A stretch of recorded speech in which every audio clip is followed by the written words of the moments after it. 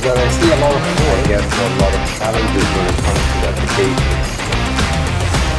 My name is Ahmed Al-Najjar, and this is Monday Legal. Good morning. I'm Ahmed Al-Najjar, and this is Monday Legal. My guest for today is Suraya Turk, the managing partner of Legal Circle. Good morning, Suraya. Thank you. Good morning. It's a pleasure to be here. Thank you for having me. Thank you very much for coming. It's a pleasure to have you. I think you have the specialty of advising tech startups, right? Yes. Can you tell us a little bit about that? Like, how do you help startups in coming to the UAE or introducing them to this jurisdiction? So essentially, we help startups and entrepreneurs with the journey from the outset. So, and when I say the outset, it's from incorporation and setting up and knowing, where to set up. Because, as we were speaking about earlier, the UAE actually has so many jurisdictions within one country. And it's got, over 45 free zones now. And then there's the mainland. And so when a startup is first deciding where to set up, they're often really confused. Okay, well, I've got so many options. What do I do? And so we really help them identify what the best options for them and why they would choose to set up in the particular free zone or in a mainland. So that's the start of the journey. It always starts with licensing, your activities and making sure that you can actually do those activities in the UAE legally. And then we look at, what are the different areas that they need now to help them scale? Now, typically with a startup technology company, after they've set up license, after they've started, say, their product, maybe they've got a little bit of investment or they might be bootstrapping, but then at some point in time, they need to start fundraising. And so typically within the first 12 months of their life cycle, they will go to raise funds. And that journey lasts for quite so many years, depending on the technology. And so we help them throughout that journey of pre-seed fundraising all the way to Series A, B, and C. And that journey is a long one. And it's constantly, it's one that you have to be constantly planning for. So they might raise in the first 12 months, but then they're already planning for the next raise. And what does that look like? And so that entire journey. Now, as they're fundraising, they've also got to scale and they also have to grow. And so we help them through the growth stages of hiring. So there's, employment contracts and negotiating those with your staff. There might be vendor contracts because now your product's gone to market. You have to, generate some revenues. So whether that's a service, for example, if it's, SaaS, it could be a platform or it might be a technology or product or AI. So how do they actually monetize that product or offering or service? And we help them through that process with drafting all their contracts and negotiating that for them. And then really it's just as they scale, they might now need to expand to other jurisdictions. So we have partners across jurisdictions that they might want to expand to. So we look at how then do we help them to set up there. So typically with a startup's journey, they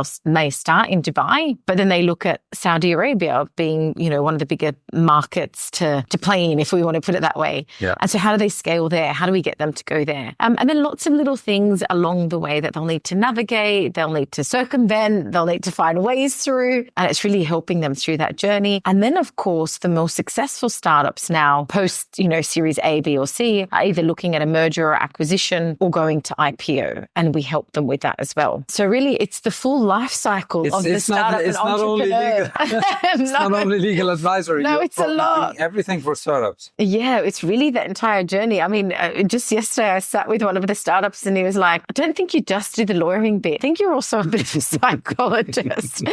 Working with entrepreneurs in general, I believe it's not a very easy job. But I will ask you about entrepreneurs because it seems like you've worked with many of them. Yeah, I think we're at 450 the last time I counted. Wow, that's a great plenty number. Of entrepreneurs, yeah. Tell me about the most common trait you will find in an easy to work with entrepreneur and the opposite. They're not hard to deal with. I was going to say that. I don't know if there's an easy to work with entrepreneur. Okay. I don't know. None of them. No. But when I say that, it's not that, again, it's not that they're not easy to work with. They are. It's just the entrepreneurs who really know where they're going and what they're driving and are so passionate about what they're doing. Yeah. Wants everything done yesterday. And so they're on the go, go, go, go. It's always like, where's that document? Well, you just asked me to draft the document. Yeah. So you're not going to get it in this moment. They wanted it yesterday, or we're scaling, like let's open up tomorrow. Whereas it's fantastic. I understand you're doing great here. Now you want to set up in Saudi. But the reality of that is it's going to take 3 to 4 months to set up there. So we can start today, but and so it's constantly about managing expectations, communicating and managing expectations. ourselves. And of course, weathering the storm with them. So, and it's interesting, but like when you're going through that journey, it's almost like you're a part of it. If they don't close that raise or they're just about to close the raise, you're just as anxious as they are, for me. So I'm always sort of on my toes and jumping for the one entrepreneur to the other, but it's fun, right? And it keeps you going and it keeps you, I guess, mentally agile until it gets tiring. Yes. What is the favorite jurisdiction when it comes to technology startups, for example? Because you've worked with many of them. I think we work with many jurisdictions here inside the UAE out of the 45 different options that we have, and maybe in the region as well, because you work with Saudi, Qatar, and other countries. What is the main jurisdiction that you advise startup and technology to go to? Absolutely. So from an operational perspective, the startup has many choices, and it all depends on what the business activity is. So, for example, if you're going to be if you're in fintech, then I advise always ADGM or the DIFC, right? That's the financial sectors. That's where the DFSA and ADGM financial regulatory body is, and you need to be governed by those bodies. And I think to be in an ecosystem with other fintech players, they're the two jurisdictions I'd go to. Of course, if you're in a platform, if you're in e-commerce, you don't necessarily need to go to those, and you've got multiple options available to you. You might go to get example to Mainland. You might go to Media City. You might go to In5. There's some of the common ones that, early stage startup might go to. Then you have other technology startups, and it depends. When they come to me and they say, we've got a lot of government contracts. Okay, what do those contracts looks like? If you're going to be dealing with government, then perhaps you need to be in the mainland somewhere. So from an operational perspective, it will look different for startup to startup depending on the activity and business type. Yeah. However, in a startup life cycle, I always recommend that they have to have a dual structure. And what I mean by that is you have to have your operational license where your employees, your staff, your business activities, your contracts are all housed in this operational entity. But a dual structure looks like you have to have a holding company above it. And the holding company is very important for when you're raising funds, because you might have investors that come from outside jurisdictions and they want to be in a common law jurisdiction. Yeah. And so I typically encourage startups to have a holding company in a common law jurisdiction. And obviously within the UAE, there's the two, which is the ADGM and the DIFC. If they want to go outside, then that's fine too. But it might be the BVI, it might be Cayman, it might be Delaware, Singapore, or somewhere else that is also common law. But if we, restricting or limiting, I guess, the answer to the UAE, then I'd say the holding company to be in either the ADGM or the DIFC. I want to ask you if you handle that part, if they do help the entrepreneurs into securing or at least guiding them in how to secure this funding, and as well helping them with regulating the documents and the arrangement as well for agreeing on the funding. At the same time. Yeah, so absolutely. I mean, I think you rightly said it. Founders are always trying to fundraise. And so many of them, in our circle are asking, where can I get funds from? Can you introduce us? And because we're very much in that ecosystem, we do have a lot of contacts. So for example, there's incubators, there's accelerators, there's hubs, and a lot of them have, accelerated programs where once you finish that cohort, could potentially invest in you, for example. And so we've got access to them. We also have access to VCs. We've got access to Angel Investment Network. And so, yes, when there is a founder who says, look, this is my business, this is my activity, I'm looking to raise funds, can you put me in the direction? It's only natural that part of what we do is to support them and encourage them to where to go to raise the funds. However, we're not focused on that as a business. At the end of the day, what we do and what we do well is the legal business. And so that's where, as you were saying, we would then handle all of the transactional investment documentation that needs to be negotiated with the investor and the founder. But we definitely do try and facilitate investment. And I'm currently on the board of 2022 Female Angels, which is a movement to really support and facilitate investment by female angel investors into female founders. So, when we're talking about founders raising funds, that's one thing, but then you've got the additional challenge of female founders raising funds, because we know that they're a lot less funded, for example. And so I'm currently in that, on the board there, and we're quite active in promoting, developing, encouraging, and really facilitating the chance for female founders to showcase themselves and to receive funding funding from hopefully other female angel investors. And so we have regular pitch nights. It's like once a month, and we do it all over the UAE and, mostly in Dubai, but also over the UAE. And we really encourage the facilitation of that communication and support. Yeah. That will take me to the next question. When you actually help them or guide them rightly to secure the funding, and now there is an investor or there's a VC who is ready to put money into the project. Your work basically is to protect the entrepreneur and the startup, and with a lot of focus to secure the funding and make sure that the shares are not diluted and they are actually supported for the agreed amount of time. Who's taking the part of the investor?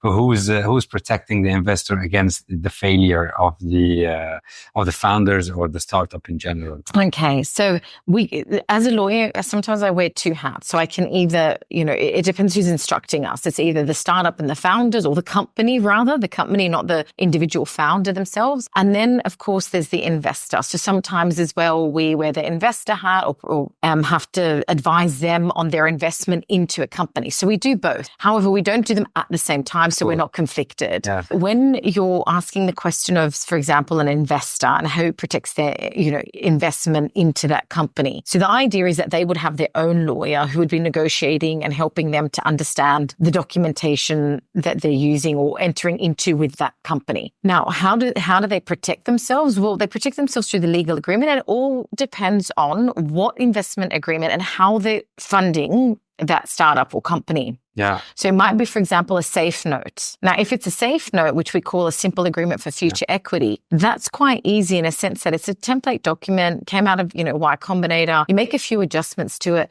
But really, the two main things you're going to be negotiating on that is the valuation of the company and the amount that you're willing to invest. All the other terms pretty much are quite standard. If there is something that you want to add to that, then you will. However, at the early stage of an investment, it's expected, if you're an angel investor or really investing in the early stages, that you would use this document. And essentially what that means is you don't have much say in the company at all until that safe note converts. And typically it converts at an equity financing round, right? Which is a priced round and doesn't happen often to a Series A. So it could be 12 to 18 or 24 months down the track of the life cycle of that business. So when you're talking about protect your interests, there's not really much to protect there because you're not a shareholder and you're not going to be active in the life cycle of that business until you are a shareholder and you have any say. However, typically when you're investing on a safe note, for example, you would get safe preferred shares. And those rights associated with the safe preferred shares just follow and are the same as whatever rights are going to be negotiated by a lead investor in a priced round. So really, if you're an angel investor investing in a very early stage on a note, for example, a safe note, not much interest to protect there. There's not really much to do there or to negotiate until subsequent rounds where perhaps you reinvest or now want to become a more active shareholder in the business and actually have a say or, for example, negotiate to have a board seat. But other than that, you're going to be very much a passive investor. What I wanted to ask for, maybe you will give us a little bit of more clarity on that, especially on the angel investor side, is what kind of questions they should ask when they are trying to get into a certain investment. And they say, okay, there must be a due diligence phase. It must be some questions that they ask. What are the most important questions that an angel investor should put on the table in front of the entrepreneur, the founder, to ask them to build my trust into your project? That's how I put money. What are these questions, for example? Absolutely. So when we're talking about an angel investor, typically they come in at the really early stages of a business. And so at that stage, the due diligence is not very detailed or extremely thorough because really the startup doesn't have much. So what are the key questions that an investor would ask? The first, in my view, and speaking, and obviously through the Entrepreneurial Journal, speaking with other angel investors and even VCs, they always look at the founders. How solid are the founders, the vision, the track record of being able to set up and build and scale something like this. They want to look at the mindset of the founder. So a lot of due diligence is actually on the person that they're going to be investing in, because really when you're in early stage, apart from the founder and maybe a few other employees and a great product, what are you investing in?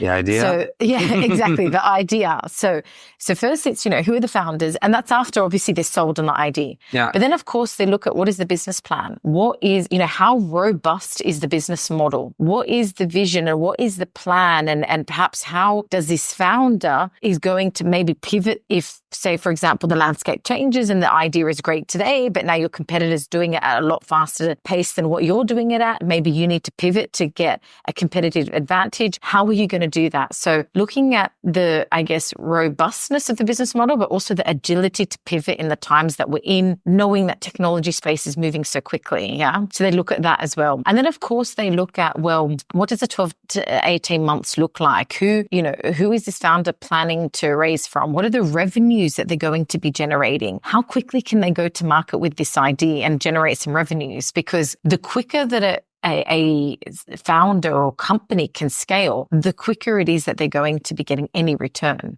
And an angel investor knows or should know that the life cycle and where you're really going to be getting any real growth and return on your investment looks about 5 to 10 years. And so you want to start that journey as quickly as you can to, get them to a place where they can really scale. And so I think there were the three really main things to look at, as an angel investor in the early stages: the business model and what that's going to look like, the founders, because they're going to be driving the business, and then and the plan for at least the next 12 to 8 months, but how you're going to hit the road and start to scale operations. You prefer this job or the public prosecutor?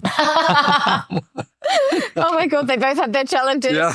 And they were both so fun, so different and so fun. I don't know if I prefer one to the other. I think it's just, I'm in a different journey now and this is what I'm doing and I'm enjoying it. And for as long as I continue to enjoy it, I'll keep doing it. And the day that I don't, I think I have to stop. I know you're very active with public speaking, with the law, with entrepreneurs and startups. And I know you have a new project that you're working on right now. If you can give me a little bit of background about this project. Yeah, sure. Absolutely. So at the moment, we're actually putting together a course for startups and entrepreneurs. Now, we understand that they need law, but may need lawyers support, but may not always be able to afford lawyer support. So what we've done is we've taken all of the knowledge, all of that experience that we've, worked for so many years, as I said, over 450 startups over the 6 years, both in and outside the region. And we've taken their entire experience and are packaging it in a way that an entrepreneur or startup can literally do this self-paced online course and understand the entire journey of a startup and entrepreneur from the incorporation all the way through to an exit. And so it's 6 modules. I pretty much have curated the knowledge and information myself. So I deliver it through videos, but we also have a lot of experts that are coming on and talking about, specific areas of law or fundraising or IP or, protecting their interest and scaling and all of those, very important matters that startups need to be aware of. And I guess what the course is designed to do is equip startups with the ability and the knowledge so that when they're sitting with a lawyer or sitting with a VC or sitting with another founder, for example, negotiating a co-founder deal, that they understand exactly what it is that they need to be looking for. And now they've gone from a place of they don't know what they don't know to a place of they know what they know. And they know what they need to be asking for the things that they don't know. And I think so it's really empowering to be in a place of education and to have at least a knowledge base that you're not starting up with an overwhelm of, even when we talked about incorporation, where do I set up? So this course is really designed to help them have a holistic overview, but as well as really get them to focus on exactly what they need to be able to, successfully navigate the entrepreneurial landscape.